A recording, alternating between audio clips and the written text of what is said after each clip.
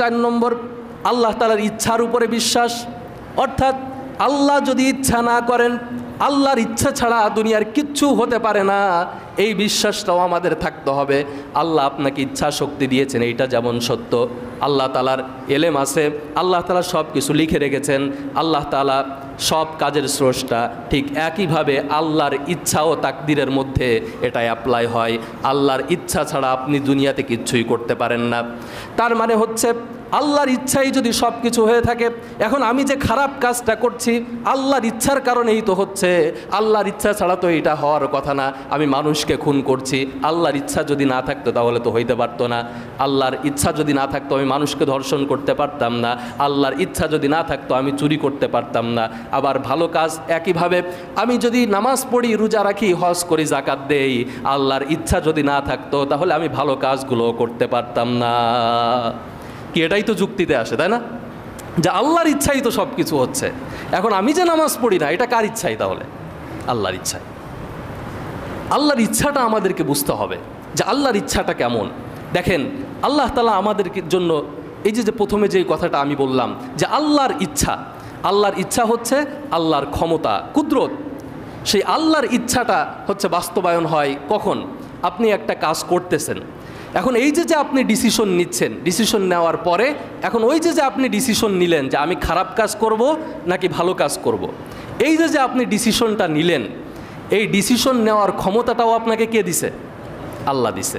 কারণ আপনাকে এই মেধাটা যদি আল্লাহ না দিত তাহলে আপনি ডিসিশন নিতে পারতেন না। এবার আল্লাহর ইচ্ছায় আপনি আপনার মেধা দিয়ে আপনি একটা ডিসিশন নিলেন, নেওয়ার পরে এখন আপনি ভালো কাজ করবেন নাকি খারাপ কাজ করবেন, আপনি একটা ডিসিশন নিলেন। ডিসিশন নেওয়ার সাথে সাথেই আপনি নিজ ইচ্ছায় ওইটা বাস্তবায়ন করতে পারেন না, ওই ক্ষমতা আমার আপনার নাই।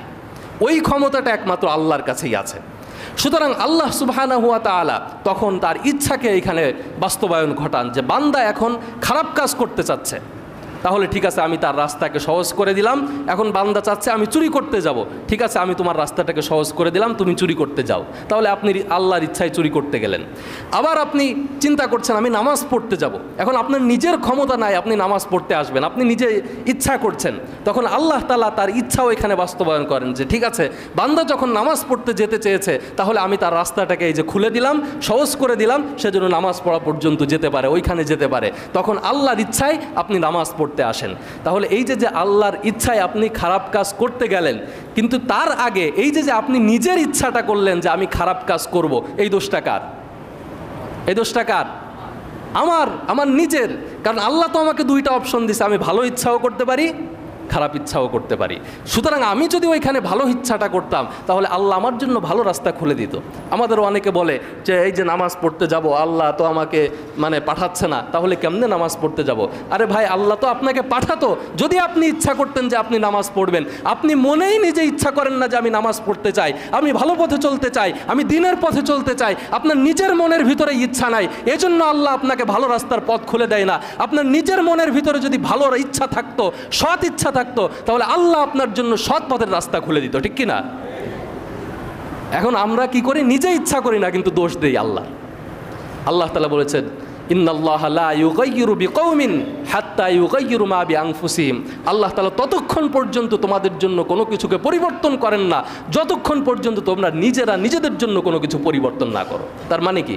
তার মানে হচ্ছে আমি যতক্ষণ পর্যন্ত না চাই যে আমি ভালো জিনিস করতে চাই অথবা খারাপ জিনিস করতে চাই, আল্লাহ তাআলা আপনার জন্য ওইটা ততক্ষণ পর্যন্ত বাস্তবায়ন করে দেন না।